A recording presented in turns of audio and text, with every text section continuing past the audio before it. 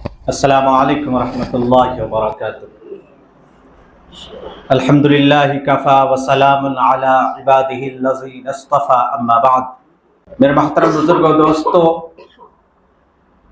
अल्लाह तबारक व तआला ने आप सबको तरावी में पूरा कुरान करीम पढ़ने का मौका इनायत फरमाया। ये अल्लाह का बड़ा फजल हुआ है, आप पर बड़ा करम हुआ है। आप देखें कि आपके बीच में बहुत से लोग अब मौजूद नहीं हैं।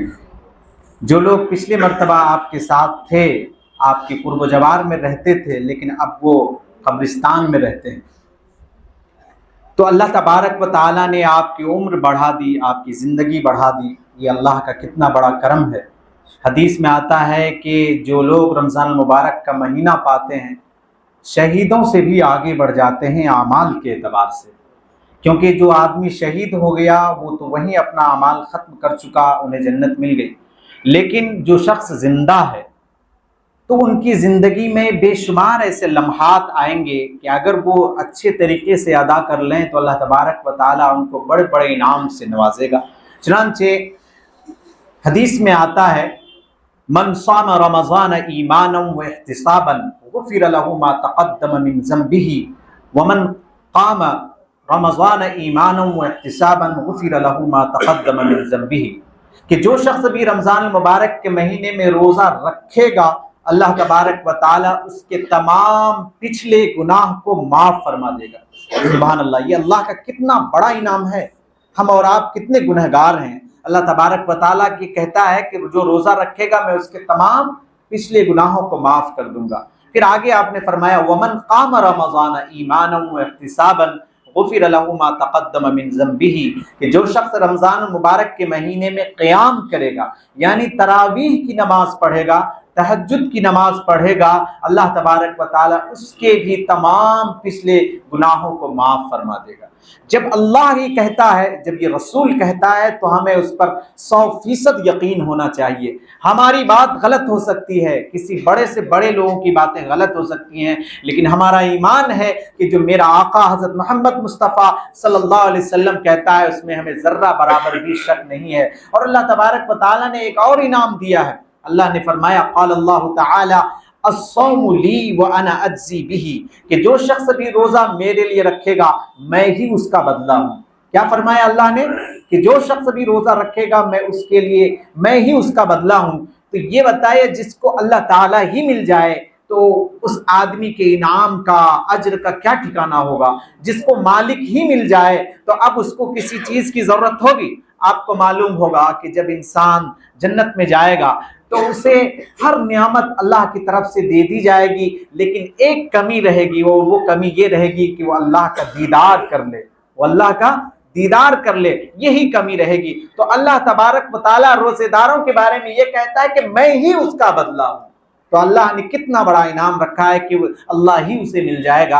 तो अल्लाह तबारक व तआला ने जो रमज़ान मुबारक का महीना हम सबको इनायत फरमाया है, इसकी बड़ी कद्र करने की ज़रूरत है। अब देखिए कि आपका पहला अशरा भी गुजर चुका, दूसरा अशरा भी गुजर चुका, तीसरे अशरे में हम लोग अभी मौजूद हैं, और ये भी बड़ी तेज़ी के साथ रवां और दवां है। और एक वक्त ऐसा आएगा कि ये रमज़ान का महीना हमसे गुजर जाएगा, इसलिए हम सबको चाहिए कि इसकी कद्र करें। अल्लाह तबारक व तआला ने रमज़ान मुबारक का महीना हम सबको इसलिए इनायत फरमाया है कि हम अल्लाह के बंदे बन जाएं, मुत्तकी बन जाएं। चुनांचे अल्लाह ताला ने कुरान करीम में कहा, या अय्युहल्लज़ीना आमनू कुतिबा अलैकुमुस्सियाम कमा कुतिबा अलल्लज़ीना मिन क़ब्लिकुम लअल्लकुम तत्तक़ून, कि ईमान वालों हमने तुम पर रोज़ा फ़र्ज किया है, और ये रोज़ा से पहले भी लोगों पर फ़र्ज किया गया था, और इसका मकसद ये बताया कि लअल्लकुम तत्तक़ून, ताकि तुम मुत्तकी बन जाओ, नेक बन जाओ, परहेज़गार बन जाओ, गुनाहों से बचने वाला बन जाओ। तो अल्लाह तबारक व तआला ने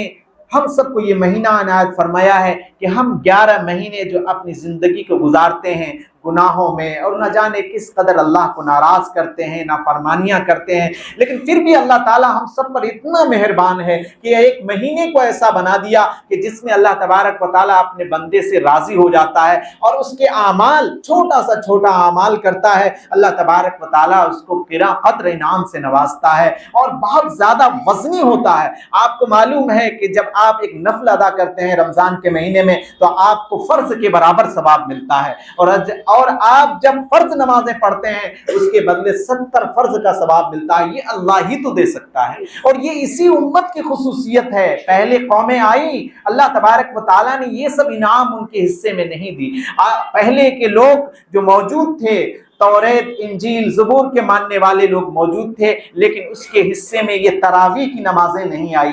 ये अल्लाह का कितना बड़ा करम है कि तरावी की नमाज इस उम्मत मुस्लिमा को इनायत फरमाया। जो हम और आप पढ़ रहे हैं ये अल्लाह का बड़ा इनाम है। यही वजह है कि अगर पहली कौमों को तरावी की नमाज दी गई होती तो आज उसके हाफिज मौजूद होते, तौरेत के हाफिज होते, उसे भी वो भी तरावी की नमाज में क्या कहते हैं तौरेत की तिलावत करता तो आज उसकी किताबें मौजूद होती। लेकिन इसी तरह से इंजील के हाफिज होते और उसके भी पढ़ाने वाले होते, तरावी की नमाजें होती तो उसकी किताबें मौजूद होती। लेकिन कुरान करीम ने 1450 साल पहले ही कह दिया कि उनकी किताबें आज मौजूद नहीं हैं। सही मानों में उनके जो राहिब थे, उनके जो उलमा थे, उन्होंने खुद उसमें मनमानियां की और अपनी बातें उसके अंदर घुसा दी और इस तरह से कहा कि ये भी तौरेत का हिस्सा है, और इसी तरह से ईसाइयों ने कहा कि ये भी इंजील का हिस्सा है। लेकिन अल्लाह तबारक व तआला ने इस किताब की हिफाजत की जिम्मेदारी खुद ले ली और यही वजह है कि आज अगर कोई शख्स भी कुरान करीम में एक लफ्ज भी बढ़ा देगा तो उसको बर्दाश्त हम नहीं कर सकेंगे। बर्दाश्त करेंगे नहीं। यही वजह है कि 1450 साल पहले जिस तरह से कुरान करीम नाजिल हुआ था, जिस तरह जो हर्फ और जो ज़बर और ज़ेर और पेश मौजूद है, उसी तरह से आज भी उसी तरह मौजूद है, आज भी उसी तरह पढ़ा जाता है, उसी तरह लिखा जाता है। ये अल्लाह ताला का सबसे बड़ा मौजज़ा है। और सबसे बड़ा मौजज़ा ये भी है कि अल्लाह ने कुरान करीम की हिफाजत की जिम्मेदारी ली, और हिफाजत की जिम्मेदारी इस तरह ली कि छोटे से छोटे बच्चे के सीने में अल्लाह तबारक व तआला कुरान करीम को महफूज कर देता है। ये अल्लाह का कितना बड़ा करम है। ये जो हमारे बच्चे हैं ये तो अरबी जबान को जानते तक नहीं है, उसके बावजूद अरबी जबान में ये कुरान करीम जो नाजिल हुआ है उसको अपने सीने में महफूज कर लेता है। ये कुरान करीम का सबसे बड़ा मौजज़ा है कि आज आप देखिए कि हर मस्जिद में तरावी की नमाज हो रही है, बल्कि बहुत से घरों में, बहुत सी इमारतों में, बहुत से कारखानों में। मैं तो जाता रहता हूँ खत्म तरावी के मौके पर, कई जगह गया, फैक्ट्रियों में भी गया, घर में भी गया। तो ये अल्लाह ने कितना बड़ा एजाज इंसान को अता फरमाया और उसकी हिफाजत की जिम्मेदारी इस तरह ली कि पूरे आलम में आज देखिए जहां भी मुसलमान रहते हैं एक अजब सी ही चमक है और एक अलग सी ही रौनक है कि हर तरफ लोग नमाजें पढ़ने जा रहे हैं, कुरान करीम की तिलावत हो रही है, हाफिज कुरान कुरान करीम को सुना रहा है। ये अल्लाह ने इस तरह से कुरान करीम की हिफाजत की जिम्मेदारी ली। इसीलिए अल्लाह ने कहा इन्ना नहनु नज़्ज़लना ज़िक्रा व इन्ना लहू लहाफ़िज़ून, कि हमने कुरान करीम को उतारा है और हम ही इसकी हिफाजत करने वाले हैं। मेरे बुजुर्गों, दोस्तों, कुरान करीम से बढ़कर दुनिया की कोई भी दौलत नहीं हो सकती। कुरान करीम से बढ़कर दुनिया की कोई भी दौलत नहीं हो सकती। और आपको मालूम है अल्लाह के नबी पाक सल्लल्लाहु अलैहि वसल्लम ने फरमाया कि जो शख्स भी रमजान मुबारक के महीने में कुरान करीम को पढ़ता है और इसी तरह से अपने 11 महीने में इसको पढ़ता है, कल क़यामत के दिन कुरान करीम खुद उसके बारे में सिफारिश करेगा कि या अल्लाह ये मुझसे बड़ी मोहब्बतें करता था, मुझे बहुत पढ़ता था, या अल्लाह आज इसे माफ कर दीजिए। बताइए कि जब कुरान करीम सिफारिश करेगा और उस सिफारिश को कबूल भी की जाएगी तो हम और आपका कितना फायदा हो जाएगा, हम और आप जन्नत में चले जाएंगे। और हमारी यही तो आरजू है कि हम जन्नत तक पहुंच जाएं। अल्लाह तबारक व तआला ने जन्नत तक जाने के बहुत से रास्ते बनाए हैं, उसमें से रोजा भी है, उसमें नमाजें भी हैं, ज़कात भी है, हज भी है। छोटे से छोटे अमाल को अल्लाह ताला ने इतना वजनी बनाया है कि आप उसको लेने वाले बने। इसलिए अल्लाह ने कुरान करीम में कहा फल्यतनाफसिल मुतनाफिसून, कि हिर्स करने वाले को इसमें हिर्स करनी चाहिए, यानी नेकियों के रास्ते में कैसे आगे बढ़े, ज्यादा से ज्यादा अज्र किस चीज में मिले उसको हासिल करने वाला बने। ये है हिर्स करने वाली चीज, ना ये कि दौलत मालो दौलत के चक्करों में अपनी आखिरत को तबाह बर्बाद कर रहे हैं। तो मेरे बुजुर्गों दोस्तों, जो अपनी आखिरत को भुला करके सिर्फ दुनिया के लिए अपने काम को करेंगे, तो अल्लाह ताला ने कुरान करीम में फरमाया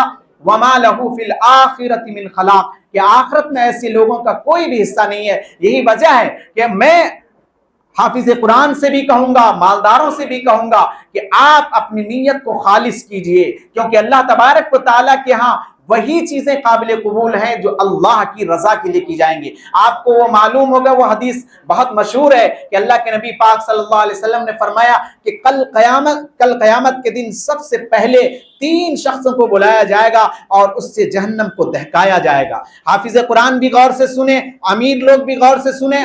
अल्लाह तबारक व तआला पूछेगा कि हमने तुम्हें इल्म दिया था तो तुमने उस पर कितना अमल किया? वो कहेगा कि मैंने इल्म पर अमल किया, लोगों को पहुंचाया। लेकिन अल्लाह ताला कहेगा कि वो ठीक है, लेकिन तुम अपनी बात में झूठे हो, इसलिए इल्म पर अमल किया, लोगों को इसलिए दी ताकि नाम हो, शोहरत हो, लिहाजा उसका इनाम दुनिया वालों में रख दी गई, कबूलियत रख दी गई, लोगों ने वाह वाह कह दिया, लिहाजा वो चीज तुम्हें दुनिया में मिल चुकी है, अब आखिरत में तुम्हारे लिए कोई हिस्सा नहीं, लिहाजा अब तुम्हारा ठिकाना जहन्नम है। इसी तरह से अमीर लोगों के बारे में कहा गया कि एक मालदार को बुलाया जाएगा, मालदारों को कहेगा कि हमने तुम्हें दौलत दी थी तो तुमने उसका कैसा इस्तेमाल किया? तो वो कहेगा कि हमने बड़ी सखावतें की, गरीबों, यतीमों, मिस्कीनों पर खर्च किया। अल्लाह ताला कहेगा कि तू झूठ बोलता है, तुमने तो इसलिए खर्च किया था कि ताकि तुम्हारा नाम हो, शोहरत हो। आज लोग रियाकारी करने के लिए, दिखलाने के लिए बड़े बड़े बैनर लगाते हैं। अल्लाह के यहाँ खलूस नीयत का दखल होता है, बड़े बड़े बैनर लगाने से कोई फायदा नहीं, दिखावे की कोई वहां गुंजाइश नहीं। इसीलिए कहा गया कि बहुत से नमाजी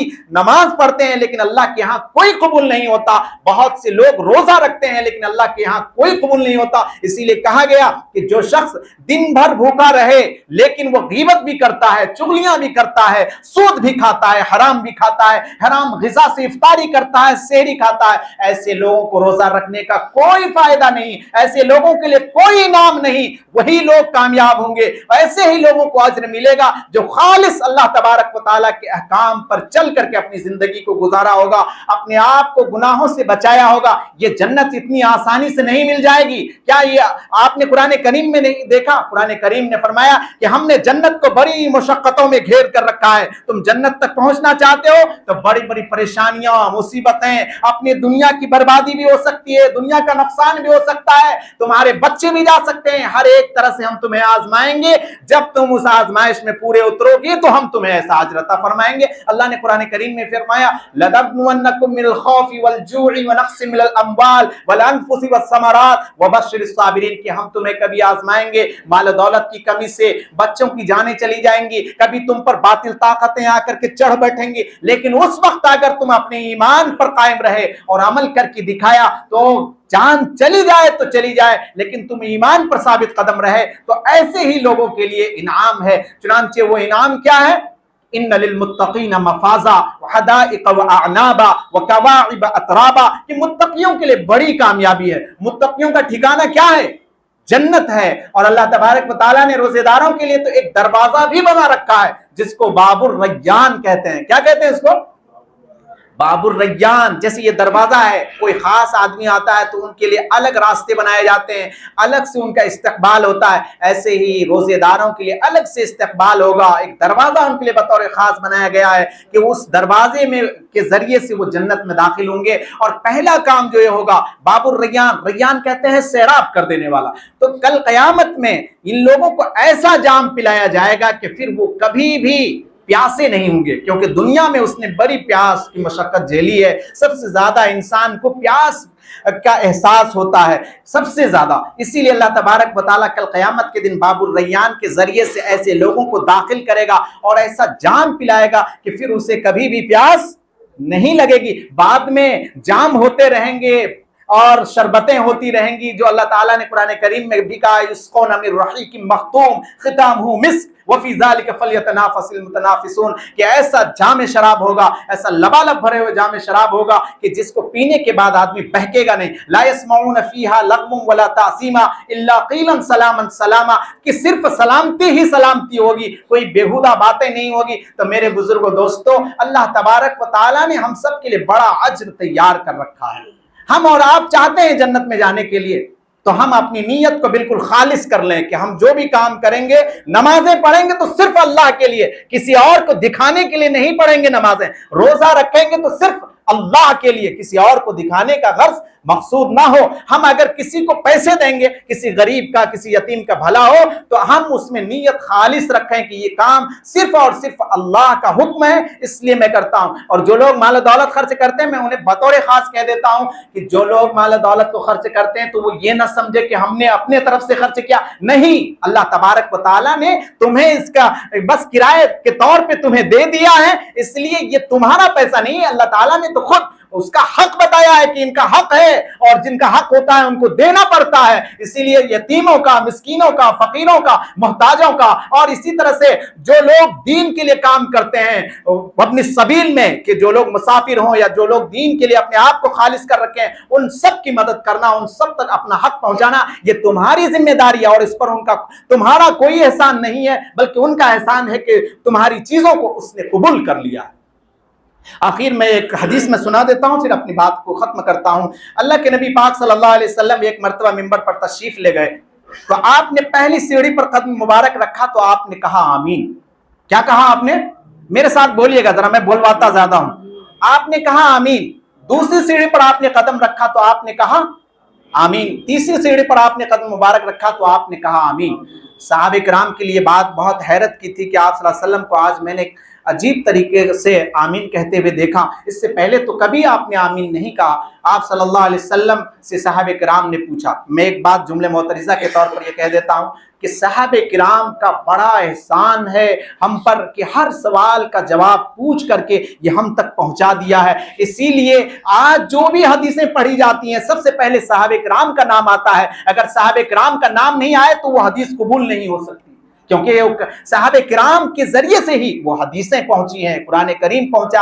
आज एक गिरोह सहाबे किराम के बारे में अपनी जबान को खोलता है और तानो तशनी करता है, अपना आखिरत का ठिकाना जरा देखे कि मेरा क्या हश्र होने वाला है। इसलिए कि अल्लाह के नबी पाक सल्लल्लाहु अलैहि वसल्लम ने फरमाया था सहाबे किराम के बारे में कि जिस रास्ते पर मैं हूं, जिस रास्ते पर मेरे सहाबा हैं, खुलफाए राशिदीन हैं, अगर उस रास्ते पर तुम रहोगे तो जन्नत तक जाओगे, और अगर उस रास्ते से तुम भटक जाओगे तो जहन्नम चले जाओगे। जिसके बारे में अल्लाह ताला ने खुद कुरान करीम में कह दिया कि मैं इनसे राजी हूं, रज़ियल्लाहु अन्हुम व रज़ू अन्हु ज़ालिका लिमन खशिया रब्बा। अल्लाह ताला से इससे ज्यादा, इन जमात से ज्यादा डरने वाला कोई आज तक दुनिया में पैदा नहीं हुआ। आज दुनिया में कितना ही बड़ा से बड़ा वली हो जाए, मुत्तकी हो जाए, आलिम दीन हो जाए, कुतुब हो जाए, अब्दाल हो जाए, पीर कामिल हो जाए, लेकिन साहबे किराम के मकाम मर्तबा को नहीं पहुंच पाएगा। एक अदना सा सहाबी की बात कर रहा हूं मैं, बड़े सहाबी की बात नहीं कर रहा। तो जिस सहाबी के बारे में अल्लाह ने कुरान करीम में कह दिया कि अल्लाह उनसे राजी है, तुम्हारी एक मजाल कैसे होती है कि तुम सहाबे किराम के बारे में अपनी जबान को खोलते हो,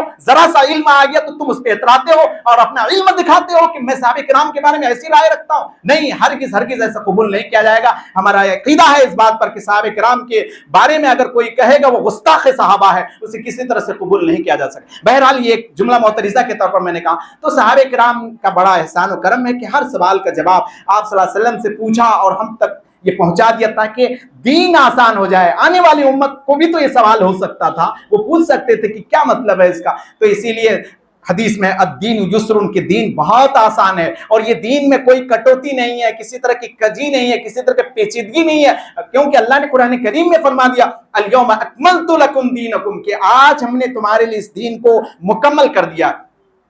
साहब इकराम ने पूछा कि अल्लाह के रसूल सल्लल्लाहु अलैहि वसल्लम, इससे पहले मैंने आपको ऐसा नहीं देखा, आपने ऐसा क्यों किया? तो आप सल्लल्लाहु अलैहि वसल्लम ने फरमाया, वो जरा गौर से सुनिएगा और अपने अंदर जरा गिरबान में झांकिएगा। आप सल्लल्लाहु अलैहि वसल्लम ने फरमाया कि जब मैं पहली सीढ़ी पर कदम मुबारक रखा तो हज़रत जिब्रील अलैहिस्सलातु वस्सलाम तशरीफ लाए, और हज़रत जिब्रील अलैहिस्सलातु वस्सलाम ने कहा कि हलाक हो जाए, बर्बाद हो जाए वो शख्स जिसने रमजान मुबारक का महीना पाया और रमजान के रोजे नहीं रखे। अब बताइए कि जब नबी करीम सल्लल्लाहु अलैहि वसल्लम ने आमीन कह दिया तो उस आदमी की हलाकत और बर्बादी में जरा सा भी शक है क्या? ऐसे आदमी तबाह होंगे कि नहीं होंगे?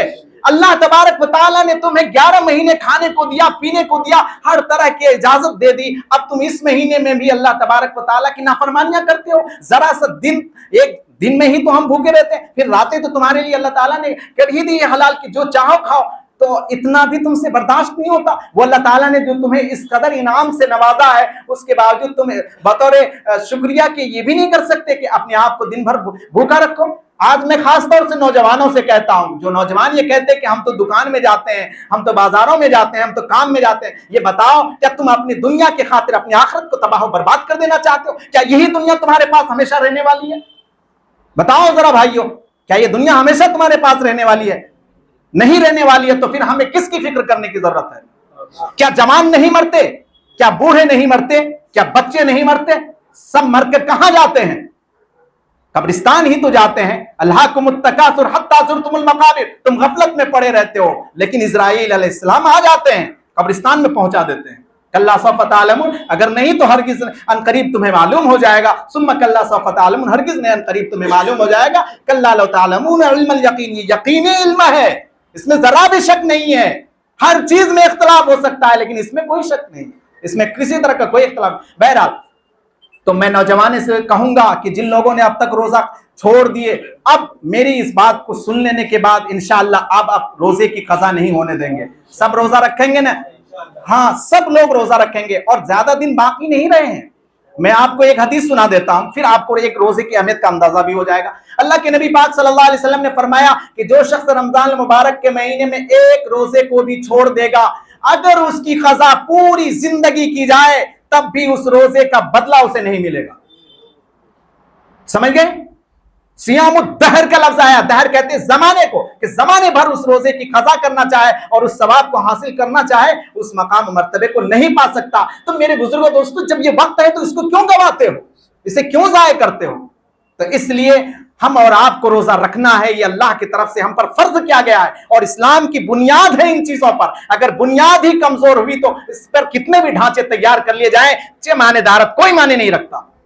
आज बहुत से लोग कहते हैं कि हम नमाजें नहीं पढ़ते, रोजा नहीं रखते, लेकिन दीगर काम तो बहुत अच्छे से करते हैं। अरे बेवकूफ, जब तुम दीगर कामें बहुत करो, लेकिन सबसे पहले तो तुम्हारे बुनियादी सवाल होंगे। बुनियादी सवाल नमाज के बारे में होगा, रोजे के बारे में। अगर तुम इसी में फंस गए तो आगे का मरहला कैसा होगा ये बताओ?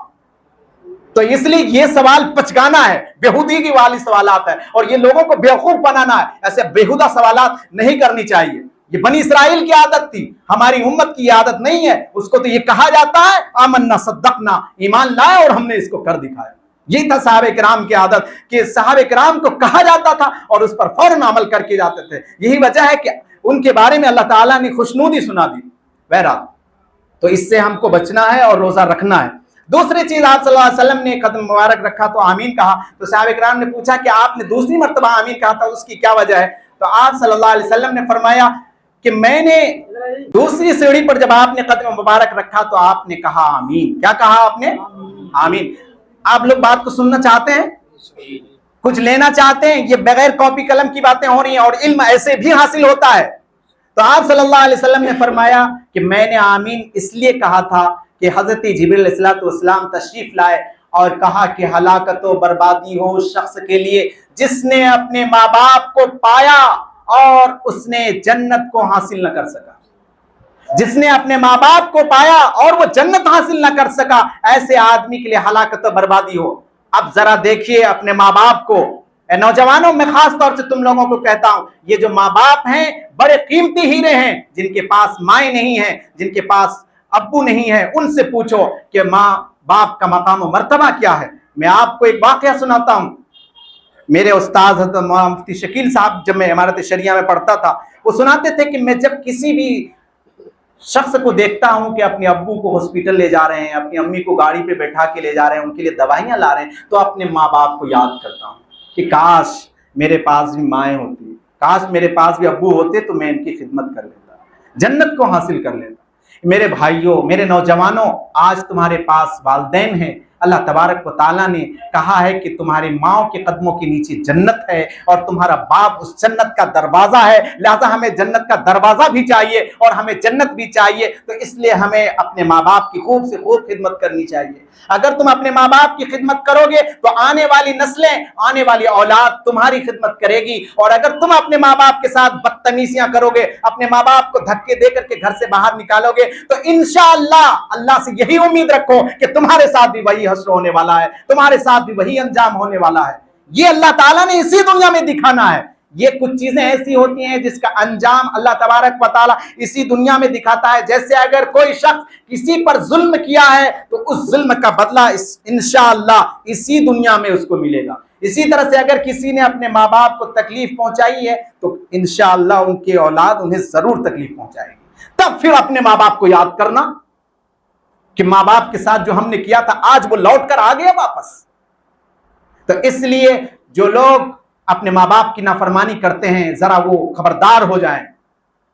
अल्लाह ने कुरान करीम में एक आयत में पढ़ देता हूं, फिर अंदाजा लगा लीजिए कि माँ बाप का मकाम मर्तबा क्या। अल्लाह ताला ने कुरान करीम में कहा वला तकुल्लहुमा उफ्फिन वला तनहरहुमा, कि अपने माँ बाप को झिड़को मत, गालियां मत दो, उफ तक ना कहो। अगर कोई भी हल्का लफ्ज होता ना इससे भी ज्यादा तो उसको ले आता, लेकिन उफ सबसे हल्का लफ्ज है। अगर आपको किसी से कोई तकलीफ हो जाए तो आप बहुत बातें कर सकते हैं, लेकिन अदना सा जो लफ्ज होगा ना वो कहेंगे उफ।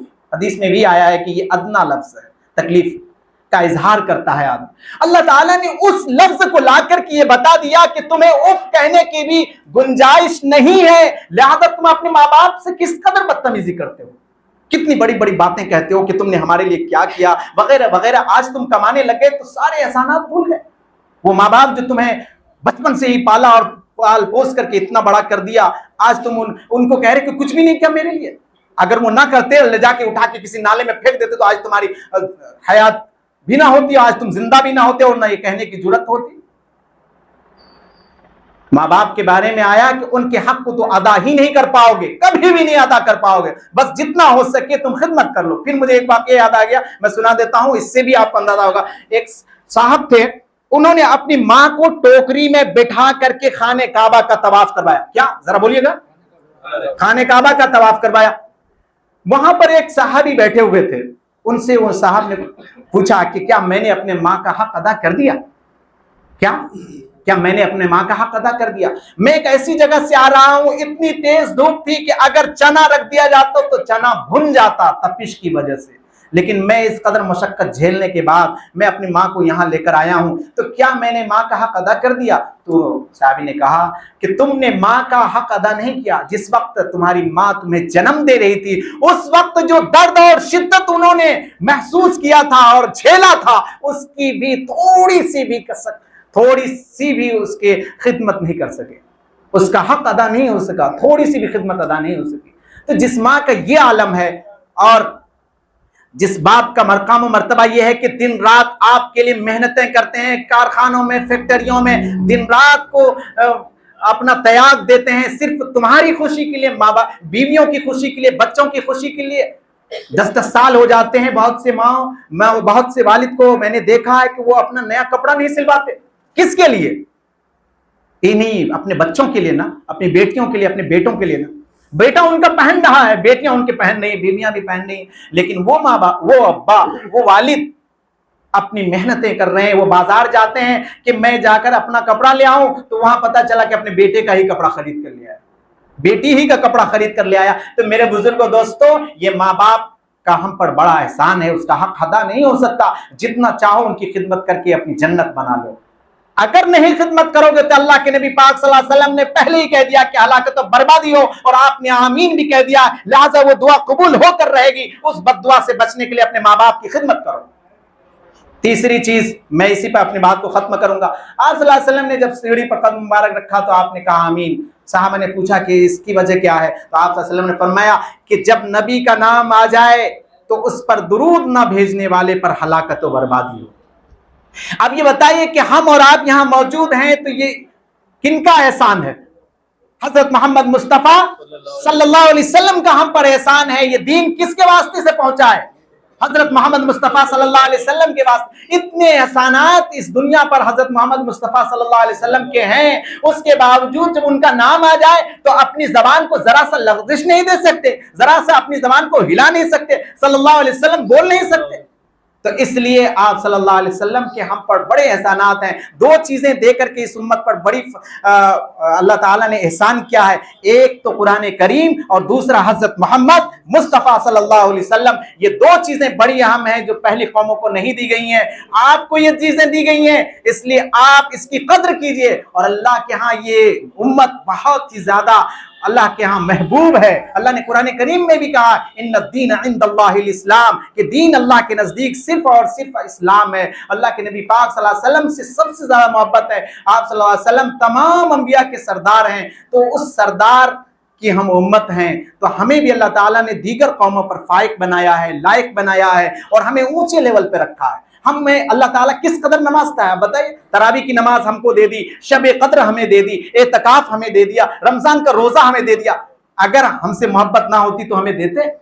जब अल्लाह ताला किसी बंदे से मोहब्बत करता है तो ये सब इनाम अल्लाह नवाजता है कि उसे नमाज की तौफीक देता है, रोजा रखने की तौफीक देता है, तरावी पढ़ने की तौफीक देता है। ये अल्लाह का बड़ा करम है। वमा तौफीक इल्ला बिल्लाह, कि तौफीक नहीं मिलती मगर जब अल्लाह देता है। तो इसलिए हम और आपको चाहिए कि इस रमजान मुबारक की बड़ी कद्र करें। हमने कुरान करीम के बारे में ज्यादा बात नहीं की, इसलिए कि हजरत साहब ने बता दिया, इसलिए मैं इस पे ज्यादा बातें ना करूंगा। लेकिन फिर भी आप इतना जान लीजिए कि कुरान करीम वो अजीम दौलत है कि जिससे हमें बहुत ही ज्यादा मोहब्बत होनी चाहिए। अल्लाह ने कुरान करीम में फरमाया अलिफ लाम मीम ज़ालिकल किताबु ला रैब फीहि हुदल लिल मुत्तकीन, कि ये ऐसी किताब है जिसमें कोई शक नहीं और ये मुत्तकी के लिए हिदायत है, मुत्तकी के लिए हिदायत है। और इसी तरह आपने अभी सुना कि अल्लाह ताला ने इस रमजान को भी इसलिए उतारा है कि ताकि हम मुत्तकी बन जाएं।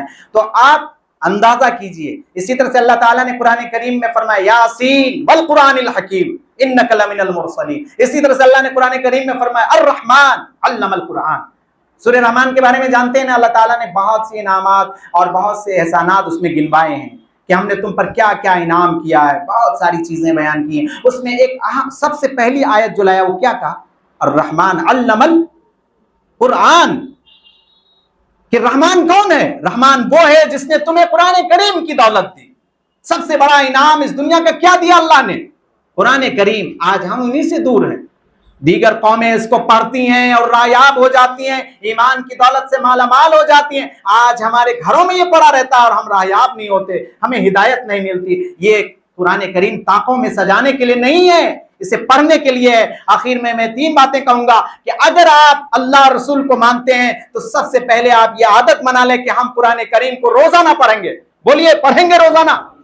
अगर एक पारा हो तो बहुत अच्छा, अगर एक पारा ना पढ़ सके तो कम से कम आधा पारा पढ़ेंगे इंशाअल्लाह। और अगर ये भी ना हो सके तो मैं सबसे नीचे उतर कर कहता हूं कि आप एक ही रुकू पढ़िए, लेकिन पढ़ेंगे इंशाअल्लाह। अपने घरों को आबाद कीजिए, वीरान न कीजिए। जिस घर में कुरान करीम की तिलावत नहीं होती वो घर वीरान है। इसीलिए बहुत से लोग अपने घरों को वीरान करते हैं और जिस घर में कुरान करीम की तिलावत होती है वो घर को आबाद रखते हैं। सूरह यासीन और सूरह वाक़िया की फजीलत यूं ही नहीं बताई कि इसमें रहमतें और बरकतें हैं, इसको पढ़ा करो घर में। सूरह बकरा की फजीलत यूं ही नहीं बताई कि इसे पढ़ा करो। कब्रिस्तान न बनाया करो अपने घरों को। कब्रिस्तान में कोई नहीं पढ़ता, लेकिन तुम जिस घर में रहते हो उसमें कुरान करीम है, उसको पढ़ो। तो सबसे पहला हक कुरान करीम का यह है कि हम क्या करें? कुरान करीम को पढ़ें। दूसरा हक यह है कि हम कुरान करीम को समझने की कोशिश करें। माने के साथ पढ़िए आप उसको। कुरान करीम को उलमा ने बहुत आसान कर दिया है, हर जबान में इसका माने हो चुका है। हिंदी अगर आपको आती है तो हिंदी में भी उसका तर्जमा पढ़ सकते हैं, इंग्लिश अगर आपको आती है तो इंग्लिश में भी आप तर्जमा पढ़ सकते हैं, उर्दू आती है तो उर्दू में भी आप इसका तर्जमा पढ़ सकते हैं। आपके लिए उलमा ने सब काम करके आपके हवाले कर दिया है। बस आपको जरूरत है कि कुरान करीम को खोलिए और पढ़िए। मौलाना अशरफ अली थानवी का तर्जमा मौजूद है, शेखुल हिंद मौलाना महमूदुल हसन देवबंदी रहमतुल्लाह अलैह का तर्जमा मौजूद है। इसको पढ़ने की कोशिश कीजिए ताकि अल्लाह की तरफ से जो पैगाम आया है अपने बंदों की तरफ उसे मालूम तो हो कि क्या कह रहा है अल्लाह, क्या कहना चाहता है। मुखातब है अल्लाह बंदों से। अब मुखातब जो बंदे हैं वो किसी और चीज में लगे हुए हैं, उसे क्या पता, क्या खबर कि अल्लाह ने कुरान करीम में क्या कहा। अभी जनता आयतें आपने सुनी तो आपको पता चला ना कि अल्लाह क्या क्या कहता है।